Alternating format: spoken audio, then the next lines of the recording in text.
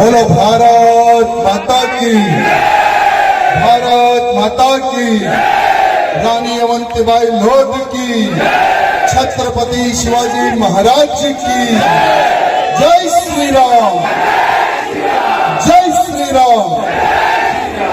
आज गोंदिया के इस पवित्र धरती पर लोध समाज के तत्वाधान में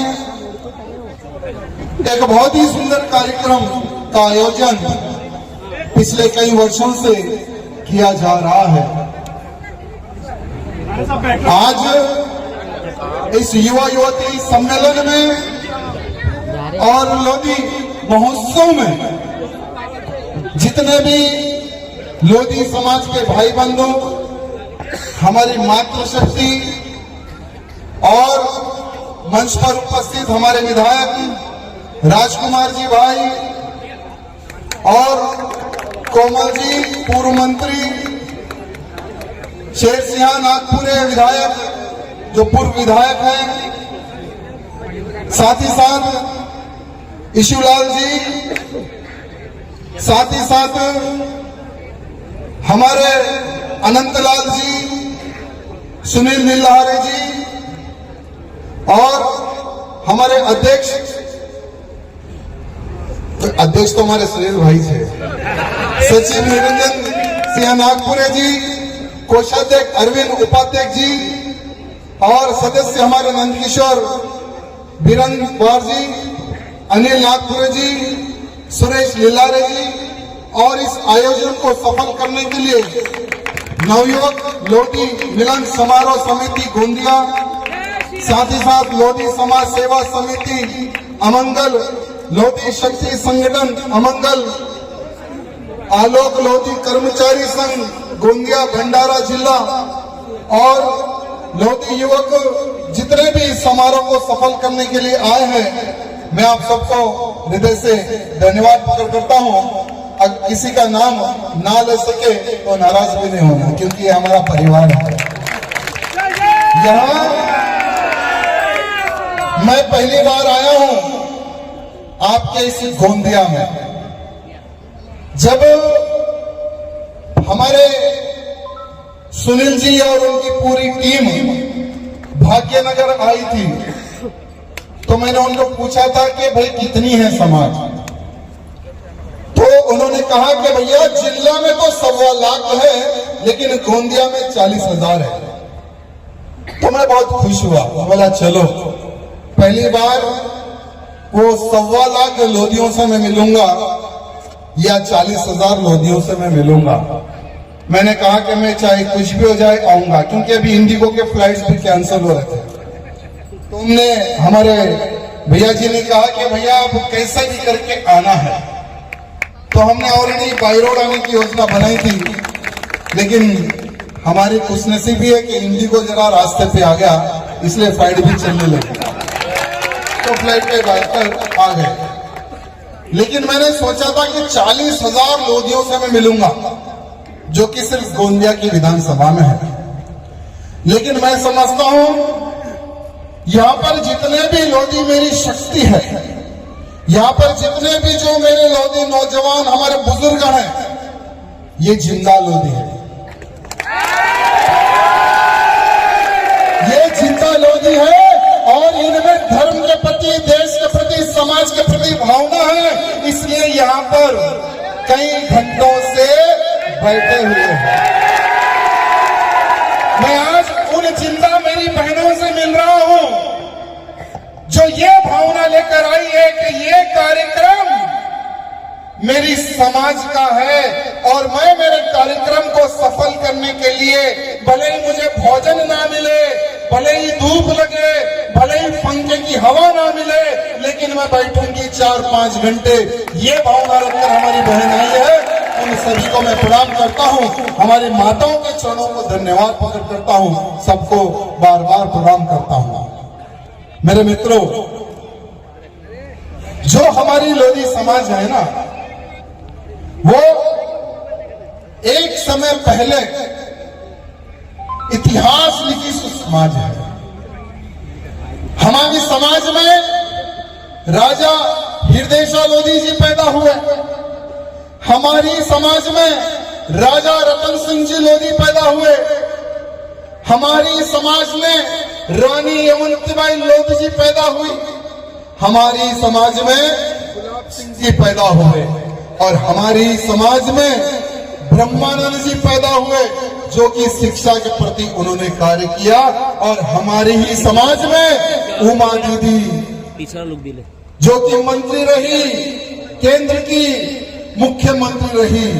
और हमारी समाज में एक ऐसे लोहे पुरुष ने भी जन्म लिया जो डंके की चोट पे कहा था कि ये साले बाबर का ढांचा हमने ही गिराया था। ऐसे हमारे कल्याण सिंह बाबू सिंह जी भी हमारे समाज में पैदा हुए। मेरे मित्रों, वो समाज से हम लोग हैं, वो समाज से हम लोग हैं। और मेरे मित्रों, आपके इस गोंदिया में गोंदिया का तो एक बहुत ही सुंदर इतिहास हमारे भाईजनों ने बताया है। आपके इस गोंदिया में यशवंत राव जी, इंद्रराज सिंह जी, कुंवर लाल सिंह जी, इनके पास में 380 से अधिक जागीरदारी प्राप्त थे मेरे मित्र, इनके पास में। और इन्हीं के पास में लगभग, जैसे इतिहास ये लोग बता रहे थे तो मुझे बहुत गर्व हो रहा था कि अन्य समाज को हमने 2000 एकड़ जमीन दान दी है। वो समाज है, अरे वो हम ही थे। 1948 में एयरपोर्ट के लिए लगभग कितने हजार एकड़ जमीन दी भैया? कितने? वो एयरपोर्ट जो गोंदिया में बना हुआ है, वो भी जो जमीन है वो समाज की ही दी हुई है। लेकिन दुर्भाग्य, वहां पर हमारी समाज के जो राजागण थे उनका नाम लिखने के लिए आज तक किसी ने विचार नहीं किया। समाज संघर्ष कर रही है। देखिए, समाज नाम का भूखा है। किसका भूखा है? समाज नाम का भूखा है हमारा समाज। अरे जिस जमीन पर एयरपोर्ट बना है वहां पर समाज के हमारे अधिकारी गणों का नाम लगाओ। ये डिमांड मुझे नहीं लगती कुछ गलत है मेरे मित्रों। हमारे समाज ने ही अस्पताल के लिए जगह दी। अरे वो समय पर 6 एकड़ जगह और 10 लाख रुपए दिए समाज के ही नाम पर। आज वहां पर अस्पताल बना हुआ है, तिलक सिंह जी अस्पताल। वो समय पर 10 लाख, आज तो 50 करोड़ रुपए हो गए। वो तो अरे पैसा तो सबके पास होता है, लेकिन देने का जिगर भी होना चाहिए। और ऐसी हमारी समाज। और साथ ही साथ एक बहुत बड़ी गौशाला, जैसे गौशाला की भी चर्चा हो रही थी, एक बहुत बड़ी गौशाला के लिए जमीन भी लगभग 30 एकड़ से अधिक जमीन भी यही जागीरदारों ने दी है। लेकिन वहां पर शायद कुछ पॉलिटिकल इश्यूज आ रहे हैं, नाम को ले लेकर बहुत सारे इश्यूज आ रहे हैं। लेकिन उनसे भी मैं निवेदन करना चाहता हूं, जो गौशाला के आज करता धरता है, जो लोग जगह जिन्होंने दी है, ऑलरेडी 6 एकड़ लैंड बेच दिया गया, ऐसा भी बताया गया। दुर्भाग्य की बात है। लेकिन समाज के जिन दाताओं ने पवित्र गौशाला के लिए जमीन दान दी है, उनका नाम नहीं, उनकी तो बड़ी प्रतिमा उस गौशाला में बननी चाहिए। उन राजा महाराजाओं की बड़ी प्रतिमा वहां गौशाला में बननी चाहिए। मेरे मित्रों, अगर हम इतिहास उठाकर देखेंगे तो जहां जहां पर लोधी समाज बसती है ना, वहां पर समाज इतिहास लिखती है। अगर हम मध्य प्रदेश की बात करें तो मध्य प्रदेश में समाज के 9 विधायक हैं, 1 सांसद है, 2 कैबिनेट मिनिस्टर है हमारे। अगर हम उत्तर प्रदेश की बात करेंगे तो लगभग 18 हमारे समाज के विधायक है, 3 सांसद है, 2 कैबिनेट मंत्री हैं। हमारे केंद्र में हमारा बीएल वर्मा जी वहां केंद्र मंत्री है। मेरे मित्रों, राजस्थान में हमारे समाज का 1 विधायक है, और तेलंगाना में तो आप सबको पता ही है विधायक बनते जा रहे हैं। मेरे मित्रों, चाहे वो उत्तर प्रदेश हो या चाहे वो मध्य प्रदेश हो, सिर्फ मध्य प्रदेश में 60 लाख से अधिक हमारी लोधी समाज है और उत्तर प्रदेश में लगभग 1 करोड़ से अधिक हमारी लोधी समाज है। मेरे मित्रों, जब देश में मुगलों का समय आया तो सीना तान कर खड़े होने वाली लोधी समाज, जब देश में अंग्रेजों का राज आया तो सीना तान कर ठहरने वाली लोधी समाज, ऐसे अनेकों राजा महाराजाओं ने देश की आजादी के लिए अपने प्राणों का बलिदान दिया। अरे मर्द तो मर्द, नारी भी पीछे नहीं थी। ऐसी हमारी रानी अवंतीबाई लोधी जी ने अंग्रेजों को लोहे के चने चबवा दिया था। मेरे मित्रों, वो है हमारी समाज। लेकिन एक तरफ वो हमारी लोधी समाज है जिन्होंने देश के लिए, धर्म के लिए, समाज के लिए अपने प्राण दिए, तो दूसरी तरफ कुछ क्षेत्रों में जो आज की लोधी समाज के जो नौजवान हैं वो लोग रास्ता भटक रहे हैं। ये दुर्भाग्य की बात है। रास्ता भटकोगे तो फिर वापिस आने का रास्ता तुम्हें नहीं मिलेगा, याद रखना। रास्ता अगर भटकोगे तो वापिस आने का रास्ता नहीं मिलेगा। हमारे लोग बता रहे थे कि लगभग गोंदिया के लोधी समाज कोर्ट कचहरी के चक्कर काटते हैं। अरे मियाँ का पैसा खाने में और लोधियों का पैसा खाने में, ये कहावत चल रही है आपके क्षेत्र में। क्या सही है क्या बताइए? मियाँ का पैसा खाने में और लोधी का पैसा खाने में। अगर खाने में पैसा जमा करोगे तो तुम क्या परिवार को पालोगे? अरे लड़ो, किससे लड़ोगे? अरे अपने पूर्वजों को याद करो, अपने पूर्वजों को याद करो कि हमारे पूर्वज अंग्रेजों से लड़े, हमारे पूर्वज मुगलों से लड़े, देश धर्म की रक्षा के लिए अपने प्राण दिए हमारे पूर्वज। लेकिन आज की युवा पीढ़ी आपस में लड़ने में बिजी है। मेरे मित्रों, हमारी आज की पीढ़ी आपस में लड़ने में बिजी है। जो लोग कोर्ट कचहरी में अपना पैसा जमा कर रहे हैं, थाने में अपना पैसा जमा कर रहे हैं, मैं हाथ जोड़कर एक निवेदन करना चाहता हूं। आज मंच पर बहुत सारे अधिकारीगण उपस्थित हैं। अगर आप सब लोग हमें मानते हैं, इन्हें मानते हैं, हमारे पूर्वजों के बलिदान को अगर मानते हैं, तो कोर्ट कचहरी थाने में नहीं, शतरंजी पे बैठकर मैटरों को क्लोज करो। चाहे वो जमीन का विवाद हो या जायदाद का विवाद हो या घर का विवाद हो, अरे एक पैर तुम पीछे करो, एक पैर वो पीछे करेगा, मैटर शतरंजी में क्लोज। ये प्लान करो। अरे संगठन का प्लान करो। संगठन में शक्ति है। संगठन नहीं रहेगा तो क्या आप आगे बढ़ोगे बताइए? और अपनी आने वाली पीढ़ी को क्या दे जा रहे हो आप लोग?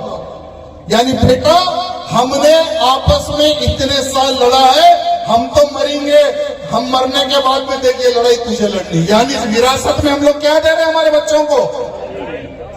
विरासत में क्या दे रहे हैं? लड़ाई देकर जा रहे हम हमारे बच्चों को। जायदाद नहीं दे रहे बहन जी, ना हम लोग जायदाद दे रहे, ना जमीन दे रहे। हम हमारे बच्चों को क्या देकर जा रहे? लड़ाई। लड़ने को हमने लड़ा है, तुम भी लड़ो। यानी गुलामी करेंगे, भीख मांगेंगे, पैसा जमा करेंगे, और वो पैसा जमा क्या करेंगे? थाने में, कोर्ट में। तो निवेदन है, लड़ाई झगड़ा माफ करो, समाज को संगठित करने के लिए विचार करो। ये मैं आप सबसे निवेदन करने आया हूं। साथ ही साथ मेरे मित्रों, हमने सुना है कि आज की पीढ़ी आत्महत्या करने के रास्ते पर आगे बढ़ रही है। आज की पीढ़ी आत्महत्या करने के रास्ते पर बढ़ रही है। कितने लोग यहाँ पर आत्महत्या करना चाहते हैं? हाथ उठाओ। एक भी नहीं? चलो, सच्चे मन से हाथ उठाना। अब तो पक्का सच्चे मन से मन है ना? कितने लोग समाज के शराब का सेवन करते, हाथ उठाओ। ये मर्द का बच्चा है, ये मर्द का बच्चा है। यानी हाँ क्या गब्बर तुम ना? वेरी गुड, फुल बॉटल देंगे गिफ्ट।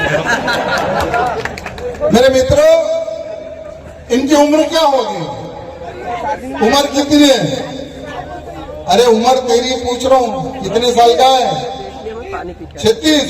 वाह, सोचो मेरे मित्रों, देश को आगे ले जाने वाला नौजवान आज ये कह रहा है गर्व से कि मैं शराब पीता हूं और मेरी उम्र 36 साल है। अगर आज ये व्यक्ति नहीं सुधरेगा तो 45 साल में राम राम क्या देकर जाएगा भाई तेरे परिवार को? क्या देकर जाएगा तेरी परिवार को? सिर्फ दुख के अलावा कुछ नहीं दे जाएगा तू। सिर्फ दुख के अलावा तू तेरे परिवार को कुछ नहीं दे जाएगा। जो लोग शराब पीते हैं उनके साथ में वो तो खत्म होता है, साथ में उसका परिवार भी खत्म होता है। मेरे मित्रों, साथ में उसका परिवार भी खत्म होता है। अरे जो लोग शराब पीते गर्व से बोल रहे हैं ना, एक बार पीछे सोच लेना कि कितना तुम लोग समाज का, परिवार का, देश का नुकसान कर रहे हो। एक बार विचार विमर्श कर लेना, एक बार विचार विमर्श कर लेना मेरे मित्रों। तेलंगाना आना कभी आप लोग, तेलंगाना में हम ऐसे ऐसे नौजवानों से मिलाएंगे जो एक नौजवान 10 मुल्लों पर भारी पड़ता है। आप जितने नहीं है मेरे मित्रों तेलंगाना में। जैसे आपने कहा कि हम जिला में 1.25 लाख है और गोंदिया में 40,000 है। पूरे तेलंगाना अगर मिलाएंगे, पूरे तेलंगाना में लोधी समाज 35 से 40,000 है पूरे राज्य में। लेकिन आपके जिला में 1.25 लाख है। अगर पूरे महाराष्ट्र के लोधी समाज को अगर हम काउंट करेंगे तो कितने लाख जाएंगे मुझे पता नहीं, मुझे पता नहीं कितने हैं। 45 लाख। कितनी बड़ी बात है मेरे मित्रों, कितनी बड़ी बात है मेरे मित्रों। एक तरफ हमारे पूर्वजों ने इस तिलक के लिए, एक तरफ हमारे पूर्वजों ने इस तिलक के लिए जान दी और दूसरी तरफ आज का हमारा कुछ लोधी समाज, कुछ, मैं सबको नहीं बोल रहा हूं, आज का हमारा कुछ लोधी समाज कुछ पैसों के लिए धर्मांतरण हो रहा है। अपना धर्म छोड़कर ईसाई धर्म अपना रहा, ये कितनी शर्म की बात है मेरे मित्रों। जब कश्मीर में हिंदुओं को मारा जा रहा था, जब कश्मीर में हिंदुओं को काटा जा रहा था, तो वहां का हिंदू बाबा तेग बहादुर सिंह जी के घर चले गए। बाबा तेग बहादुर सिंह जी के घर चले गए और बाबा जी को कहा कि बाबा जी हमारी रक्षा कीजिए, मुगल तलवार की नोक पर हम हिंदुओं का धर्मांतरण कर रहे हैं। तो बाबा जी ने कहा कि तुम्हारी रक्षा के लिए मैं आगे आऊंगा। औरंगजेब को एक पत्र लिखा बाबा जी ने कि तेरे में अगर दम है तो मेरा धर्म बदल के बता। गुरु बाबा सिंह तेग बहादुर सिंह जी ने पत्र लिखा औरंगजेब ने। जब तेग बहादुर सिंह जी को पकड़ा तो तेग बहादुर सिंह जी के साथ में उनके शिष्यगण थे। बाबा जी के सामने एक एक शिष्य को अलग अलग तरीके से मारा। पहले एक शिष्य को लाते, उसको रुई लपट कर जिंदा जला देते, फिर बाबा जी को पूछते धर्म बदलेगा क्या? बाबा जी बोलते नहीं। फिर दूसरे शिष्य को लाते, कढ़ाई में तेल में तल देते जिंदा, फिर बाबा जी को पूछते धर्म बदलेगा क्या? नहीं। फिर तीसरे शिष्य को लाते, आरे से उसके 2 टुकड़े बाबा जी के सामने कर देते, फिर पूछते कि धर्म बदलेगा? तो बाबा जी बोलते नहीं। तो दिल्ली के शीशगंज के पास में बाबा जी की गर्दन काट देते हैं। आज भी दिल्ली में शीशगंज गुरुद्वारा बना हुआ है बाबा जी के नाम पर। अरे लोग अपना बलिदान दे दिए लेकिन धर्म नहीं छोड़े।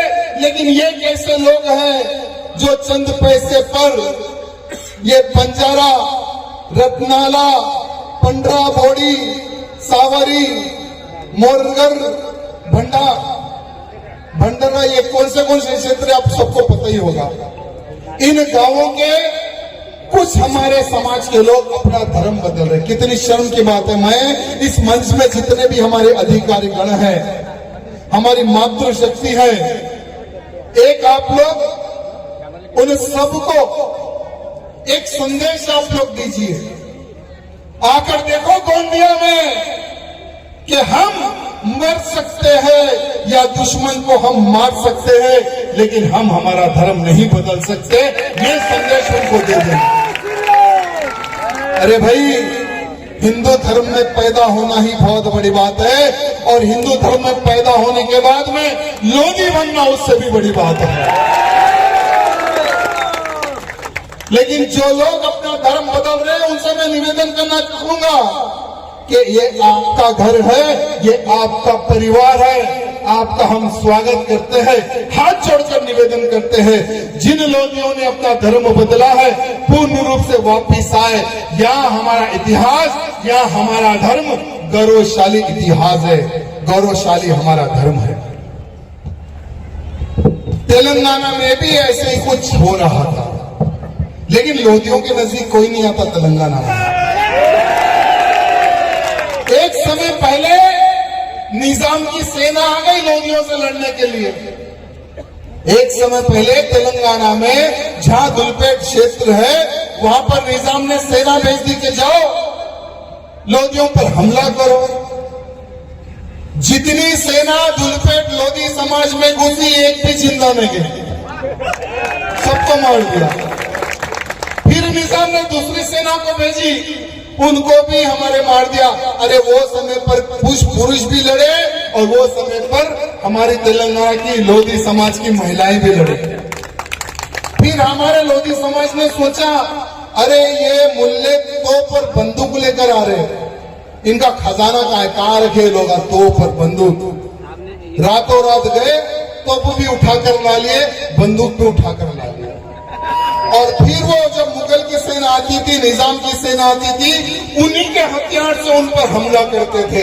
लेकिन लड़ना स्वीकार किया, मरना स्वीकार किया, लेकिन धर्म छोड़ना यहाँ स्वीकार समाज ने नहीं किया। मेरे मित्रों, साथ ही साथ भाई साहब ने कहा कि हमारे लोग डर रहे हैं, कुछ लोग डरा रहे हैं। तो डरने वाला वो तो मैं समझता हूं कि लोधी नहीं है। डरने वाला लोधी नहीं है, डराने वाला लोधी होता है। अरे जिंदगी में जो डर गया समझो तो डरना नहीं है। मेरे मित्रों, हम वो कट्टर लोधी है, गोली का सामना, तलवार का सामना करने वाले लोधी है। हम किसी के बाप से डरने वाले नहीं हैं। और अच्छी बात यह है कि आप महाराष्ट्र राज्य में ओबीसी में मिले हुए हैं, आपको रिजर्वेशन मिला है। जैसे भाई साहब बता रहे थे कि केंद्र में हम नहीं मिले हुए, ओबीसी के जो बेनिफिट्स है केंद्र से हमें नहीं मिल रहा है। अभी तक कितने बार प्रयत्न किया, हमारे प्रहलाद सिंह पटेल जी ने भी आवाज उठाई थी। हमारे प्रहलाद सिंह पटेल जी ने भी पार्लियामेंट में आवाज उठाई थी महाराष्ट्र के लोधी समाज के लिए।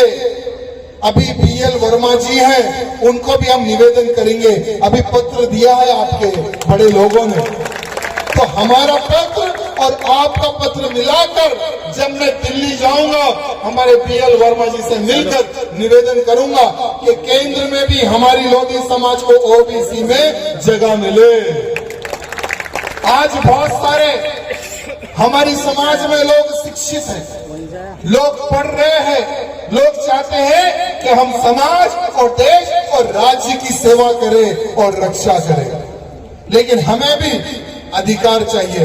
एक समय पहले राजनीतिक में हमारा भी इधर दबदबा हुआ करता था।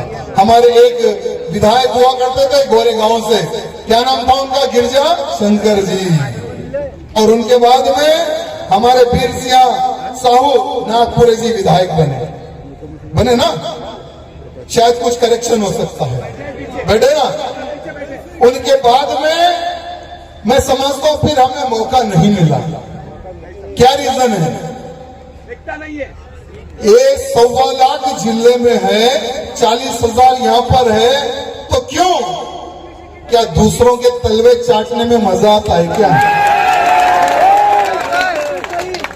अगर हम दूसरे नेता की पूंछ पकड़कर आगे बढ़ोगे तो सिर्फ पूंछ पकड़ के ही घूमते रहोगे मेरे मित्रों। संगठन में शक्ति नारा सुने होगे ना, संगठन में, तो संगठन कहां है? संगठन रहेगा तो ही हम यहां पर हमारे समाज के भाई बंधु को विधायक बना सकते। लेकिन एक बात ध्यान रखना मेरे मित्रों, बिना अन्य भाई बंधुओं के आशीर्वाद से विधायक नहीं बन सकते। जैसे तेलंगाना पूरे राज्य में मैंने 40,000 बताया, और मेरी विधानसभा में लगभग 25 से 30,000 समाज है, लेकिन अन्य समाज का आशीर्वाद मिलता है, मेरे महाराष्ट्र समाज का आशीर्वाद मिलता है, सभी समाज का आशीर्वाद मिलता है। इसलिए 3 बार का विधायक मैं वहां पर बना हूं। लेकिन पहले मैं निवेदन करता हूं, अपने समाज के लोगों से संगठित हो जाइए। अगर राजनीति दृष्टि से अगर देखेंगे तो गुलामी में मजा नहीं है मेरे मित्रों, राज करने के लिए विचार करो। और राज हम जब भी कर सकते हैं जब ये 40,000 वो 1.25 लाख एक होकर कि ये हमारा समाज का भाई बंधु है, इसको जो पार्टी टिकट देगी उसको हम जिता कर लाएंगे। ये नारा बुलंद करो, जो पार्टी टिकट देगी उसको हम जिता कर लाएंगे, ये नारा बुलंद करो। तभी हम फिर से एक बार हमारे क्षेत्र में हम विधायक बना सकते हैं मेरे मित्रों। साथ ही साथ मेरे मित्रों, आज समाज की तो बातें बहुत अच्छे से हुई है। नौजवानों से भी मैं निवेदन करना चाहता हूं, आज नहीं तो कल हम ये जितने मंच पर जो बूढ़े लोग बैठे हैं ना, मरना है उन सबको मरना है। हमारे बाद कौन? आपको ही आना है इस मंच पर।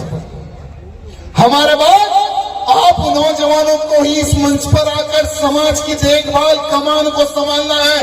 तो अभी से प्रैक्टिस करो, अभी से बोलना सीखो, अभी से प्यार बांटना सीखो। जितना समाज में प्यार बांटोगे ना उतनी इज्जत मिलेगी। अगर मैं ऐसा कहूंगा कि मैं पीने वाला हूं तो आपको कोई इज्जत नहीं देगा।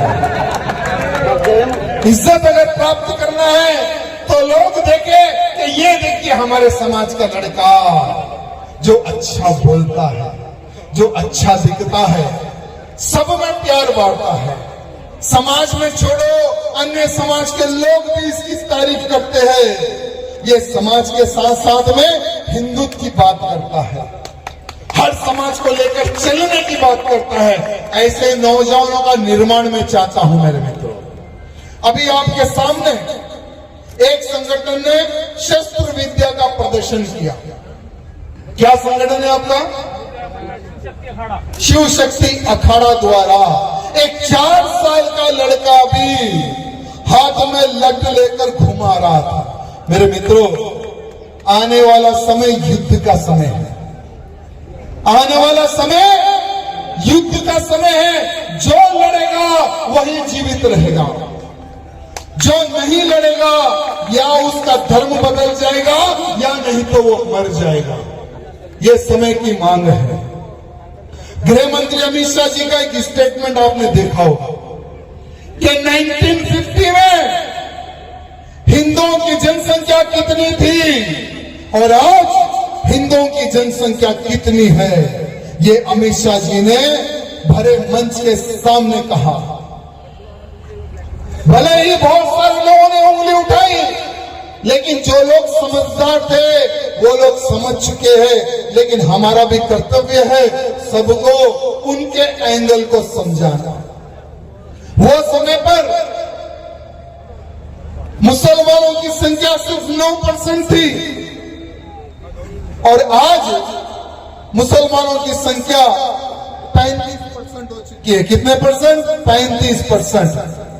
और हर 20 साल के सर्वे में 3% हिंदुओं की संख्या कम हो रही है। हर 20 साल के सर्वे में हिंदुओं की 3%, 4% संख्या कम हो रही है और जिहादियों की 4-4, 5-5% संख्या बढ़ रही है।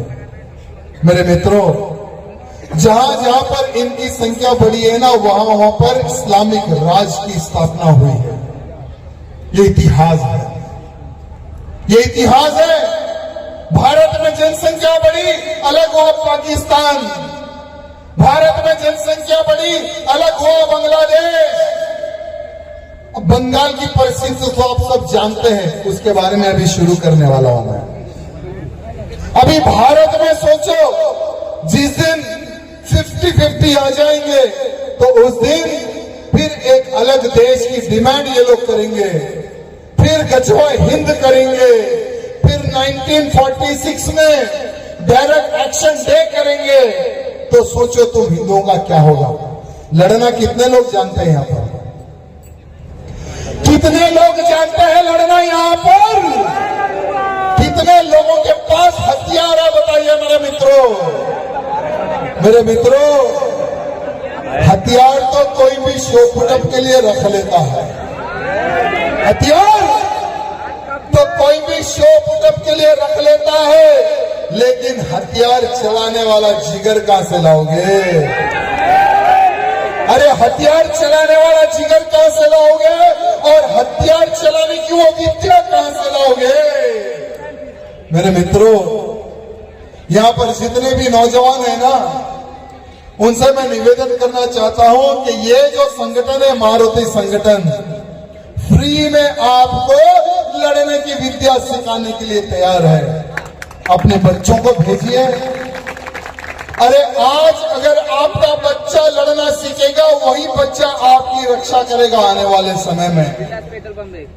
हमें किसी के पास जाना नहीं है मेरे मित्रों, लेकिन कोई भी जिहादी हमारे हद तक आए तो साला जिंदा जाना भी नहीं। कोई भी जिहादी अगर हमारे घर तक आए, कोई भी आतंकी अगर हमारे घर तक आए, वो जिंदा जाना भी नहीं है। तो उसके लिए टेक्निक होनी चाहिए, उसके लिए प्रशिक्षण होनी चाहिए, उसके लिए सीखना चाहिए। तो इस संगठन से जुड़ो, अपने बच्चों को भी जाओ और खुद भी जाओ और लड़ना सीखो। ये मैं आप सबसे निवेदन करना चाहता हूं। आज बंगाल में 6 दिसंबर के दिन बंगाल के मुर्शिदाबाद में बाबरी मस्जिद बनाने की नींव रखी गई है। वो कौन बाबर? भारत का बाबर नहीं था, बाबर तो विदेशी आतंकी था। वो हरामी बाबर, वो लुटेरा बाबर, जिस बाबर ने भारत में आकर हमारे मंदिरों को तोड़ा, जिस बाबर ने भारत में आकर हमारी हिंदू बहन बेटियों की इज्जत लूटी, जिस बाबर ने अयोध्या में हमारा जो राम मंदिर था उसको तोड़कर बाबरी मस्जिद बनवाई है, वो बाबर की मस्जिद बनेगी बंगाल में। वो बंगाल जहां पर भक्त पैदा होते थे, वो बंगाल जहां पर धर्म की रक्षा करने वाले पैदा होते थे, वो बंगाल में बनेगी बाबरी मस्जिद। तो वो कबीर सुअर के बच्चे को कहना चाहूंगा कि बना बेटा कितनी बड़ी मस्जिद बनाता है, कितनी बड़ी, तू कितनी बड़ी मस्जिद बनाता है बना। शायद तू भूल गया हमारे कल्याण सिंह लोधी जी को, शायद तू भूल गया हमारे कल्याण सिंह लोधी जी को, जिन्होंने कहा था कि मैं गोली नहीं चलाऊंगा राम भक्तों पर, मैं गोली नहीं चलाऊंगा राम भक्तों पर। अरे हमारे राम भक्तों ने वो बाबर के ढांचे पे चढ़कर हथौड़ों से, सलाखों से बाबर का ढांचा ढाने में जिन राम भक्तों ने योगदान दिया था मेरे मित्रों, शायद वो कबीर का बच्चा भूल गया। लेकिन आने वाले समय में भारत का राम भक्त जाएगा। अगर वो बाबरी मस्जिद बन जाएगी बंगाल की धरती पर, भारत का राम भक्त जाएगा। बंगाल छोड़ो, अगर पाकिस्तान में भी बाबर के नाम की मस्जिद बनेगी तो वहां पर भी जाकर राम भक्त तोड़ने का कार्य करेगा। छोड़ने वाले नहीं है। जहां बाबर का ढांचा बनेगा वहां पर रामदत्त पहुंचकर उस पर हथौड़ा चलने का कार्य करेगा। अरे यही हमारे महाराष्ट्र की धरती से एक शेर ने कहा था, एक पत्रकार ने पूछा कि बाबर के ढांचे में गिराने का आपका क्या हाथ था? तो वो शेर ने कहा, बेटा हाथ नहीं मेरा पैर भी था। वो बाला साहब ठाकरे जी की धरती पे आज मैं खड़ा हुआ हूं मेरे मित्रों। ऐसे बाला साहब ठाकरे जी आज महाराष्ट्र की धरती में बहुत बन चुके हैं। जहां जहां बाबर या बाबर की मस्जिद बनेगी उसको ढहाने का कार्य आज का राम भक्त करेगा। ये बात ध्यान रखना मेरे मित्रों। साथ ही साथ मेरी बहनें सब लोग सुन रही है मेरी बात? कितने लोग मेरी आवाज कहां तक आ रही है? आ रही है पक्का? अभी मैं आपके लिए कुछ कहने आया हूं। अगर आपकी तबीयत खराब होती है, आपकी भी अगर आपकी तबीयत खराब होती है, या हमारे घर में कोई बीमार होता है, या हमारी बेटी हो या बहू हो अगर प्रेग्नेंट होती है, अगर हमें कोई हॉस्पिटल अगर ले जाना है, हॉस्पिटल में अगर चेकअप करवाना है, तो कृपया करके हॉस्पिटल में जाने से पहले डॉक्टर कौन है एक बार देख लेना। हॉस्पिटल में जाने से पहले डॉक्टर कौन है नाम देख लेना। अगर वो डॉक्टर का नाम मोहम्मद है तो तुरंत वापस चले जाना,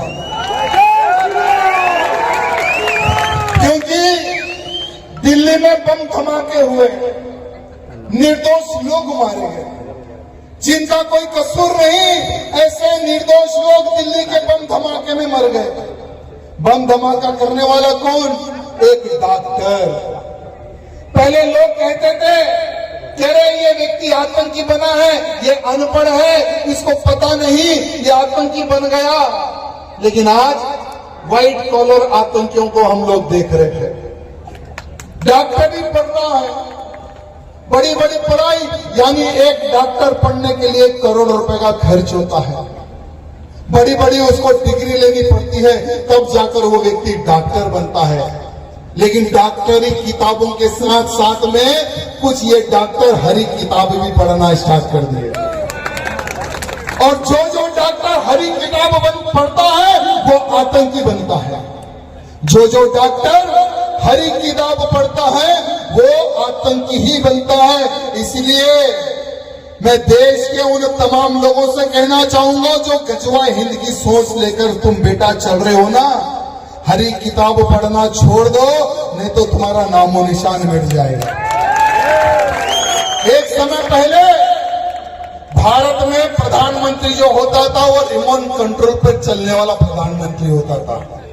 आज का प्रधानमंत्री जब पाकिस्तान से धमाका होता था मिसाइल द्वारा, बम द्वारा, आज का प्रधानमंत्री लाउड लेटर नहीं भेजता, डायरेक्ट मिसाइल भेजने वाला प्रधानमंत्री।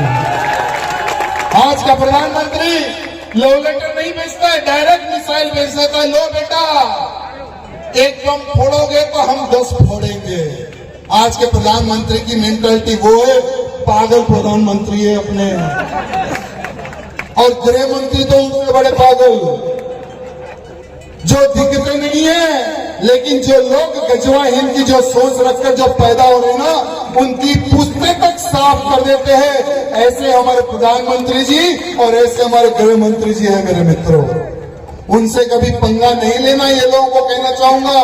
लेकिन जो भी हॉस्पिटल जाए सोच समझ कर जाना, नहीं तो पता नहीं कौन सा जिहादी तुम्हें कौन सा इंजेक्शन लगवा दे। राजस्थान में मेरी बहनों एक आतंकी पकड़ा गया। वो आतंकी खुद आतंकी था, उसकी बेटी आतंकी आतंकी, उसकी पत्नी आतंकी, उसका पूरा खानदान आतंकी, यानी पूरे के पूरे डॉक्टर थे। लगभग 5000 महिलाओं के गर्भ को उन्होंने खराब कर दिया। 5000 हमारी हिंदू महिलाओं के गर्भ को उन्होंने खराब कर दिया। कभी वो बच्चा पैदा नहीं कर सकती, ऐसा षड्यंत्र इनके दिमाग में घुस चुका है। एक आतंकी गुजरात में पकड़ा गया, हैदराबाद का रहने वाला। गुजरात पुलिस ने एक केमिकल के साथ में उसको पकड़ा। वो केमिकल किस प्रकार से, इनकी क्या प्लानिंग थी पता है? कि जहां जहां पर हिंदू की बस्ती होती है, जहां जहां पर हिंदू ज्यादा मंदिर में आते हैं, जहां जहां पर हिंदू ज्यादा सब्जी खरीदते हैं, उन सब्जियों पर वो जहर का छिड़काव करना। जिन हिंदू बस्ती में पानी जाता है, उन पानी के टैंक में जहर मिलाना, यानी हजारों लाखों की तादाद में एक ही बार में हिंदुओं को मारने का षड्यंत्र किया जा रहा है। अगर हमारी गुजरात की पुलिस उस आतंकी को ना पकड़ती तो सोचो कितने लोग मारे जाते। मेरे मित्रों, ये बात क्यों बोल रहा हूं पता है? अरे आज उनकी सोच किधर है और हमारी सोच किधर है, ये बताना चाह रहा हूं मैं आप सबको। उनकी सोच है तुम्हारे परिवार को खत्म करना, उनकी सोच है तुम्हें खत्म करना, और आपकी सोच क्या है? शराब पीते पीते, ये है सोच। हमारी सोच क्या है? चलो यार 4 पैसे मिले अपना धर्म बदल लेंगे, ये हमारी सोच। क्या है हमारी सोच? चलो हम आपस में थाने में कोर्ट में लड़ते बैठेंगे, ये है सोच। जितने भी बड़े बंगले बना लो, जितनी भी बड़ी प्रॉपर्टी खरीद लो, लेकिन उस पर राज अगर आप नहीं जाओगे, उन पर राज करने वाला कोई जिहादी ही आएगा। याद रख लेना मेरे मित्रों। आज हम उत्तर प्रदेश में हमारे योगी जी एक बहुत अच्छा कार्य कर रहे हैं। जो बांग्लादेशी रोहिंग्या जो घुसपैठ कर रहे थे उत्तर प्रदेश में, उन सब पर बुलडोजर चढ़ाने का कार्य हमारे योगी बाबा जी कर रहे हैं। अभी कल ही की बात है, एक मुल्ला ये बोल रहा था कि जो भी बुलडोजर पुलिस वाला लेकर हमारे घर तक आएगा, उसकी गर्दन में काट दूंगा। तन यानी सर तन से जुदा कर देंगे। पुलिस को धमकी दिया वो मुल्ला। महाराष्ट्र की पुलिस के बारे में तो मुझे पता है, उत्तर प्रदेश की पुलिस कैसा ठोकती है वो भी मुझे पता है। क्योंकि जैसा ही वो मुल्ला कहा कि अगर हमारे घर तक बुलडोजर आएगा तो सर तन से जुदा कर देंगे, तुरंत मोदी हमारे योगी जी की पुलिस वो जाती है, उस मुल्ले को इतना ठोकती है, पकड़ के कोर्ट में पेश करती है। ठीक है, कोर्ट से तो तू छूट गया, लेकिन उत्तर प्रदेश की पुलिस से तो नहीं छूटने वाला। और भूल गया कि उत्तर प्रदेश में मुल्ला मुलायम सिंह की सरकार नहीं, अखिलेश सिंह की सरकार नहीं, योगी बाबा की सरकार है। वो मुल्ला शायद भूल गया।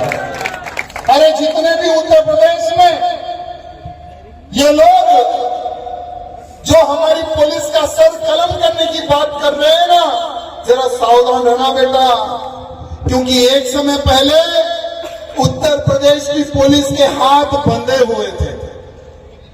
चाहे वह अखिलेश की गवर्नमेंट हो या मुलायम की गवर्नमेंट हो, वो समय पर पुलिस के हाथ बंधे हुए थे।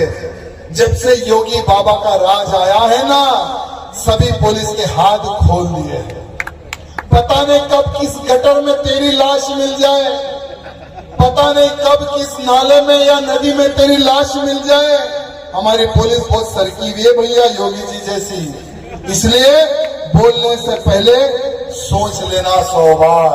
साथ ही साथ अभी मैंने एक न्यूज देख रहा था, आज पूरे विश्व से पूरा विश्व इन जिहादियों से परेशान है मेरे मित्रों, पूरा विश्व। एक तरफ इटली में ये लोग प्रदर्शन करते हैं, इटली में इनका फिलिस्तीन समर्थन का एक प्रदर्शन था।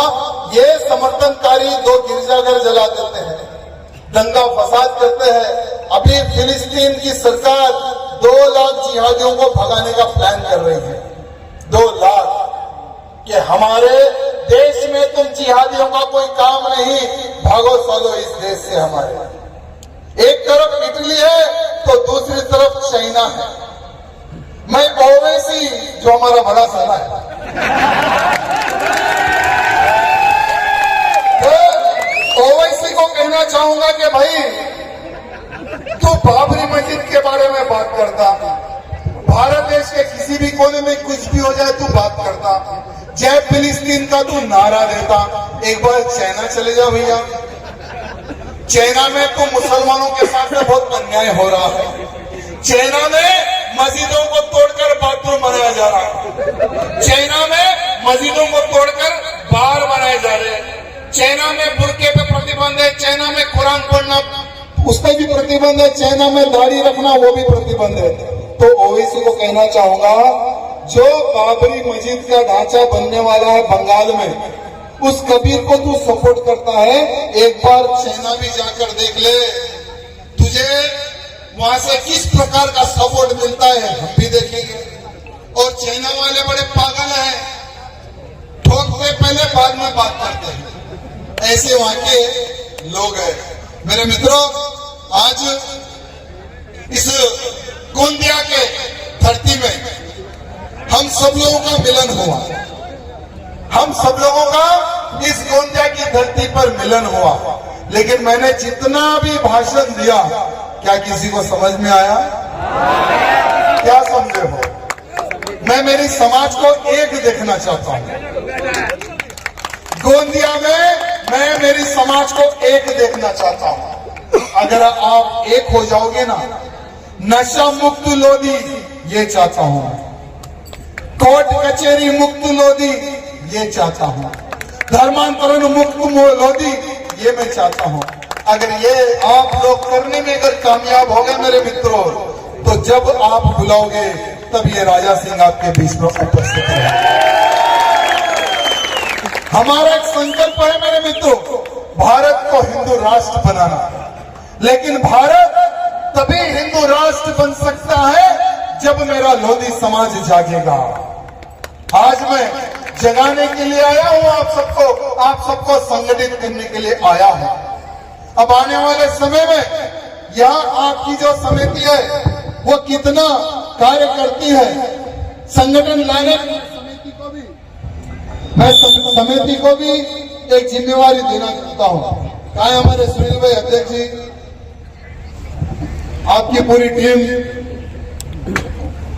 जो हमारे गोंदिया जिला की जो टीम है, जो दिन रात एक होकर इस कार्यक्रम को सफल करने के लिए, जो सबका सहयोग लेते हुए इस कार्यक्रम को जो आप लोगों ने ऑर्गेनाइज किया है, मैं हमारे सुनील जी सभी मित्रगणों से ये निवेदन करना चाहूंगा, संडे में पूर्ण एक दिन समाज के लोगों से मिलने का प्रोग्राम करो। संडे में एक दिन समाज के पूरे मित्रों से मिलने का प्लान करो, और जो भी लोधी समाज व्यक्ति अगर धर्म बदल लेता है उसको पूर्ण रूप से वापस निकाल करेगा।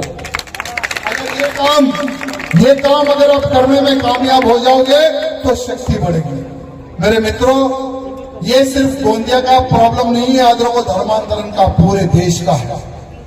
हर देश में, हर राज्य में हिंदुओं को टारगेट करके धर्मांतरण किया जा रहा है। धर्मांतरण पर कानून बना हुआ है महाराष्ट्र में।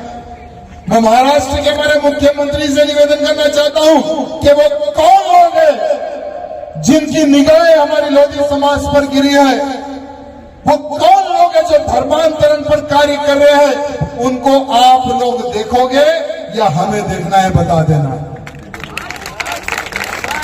तेलंगाना में भी एक दो लोग आए थे ऐसे धर्मांतरण करने के लिए।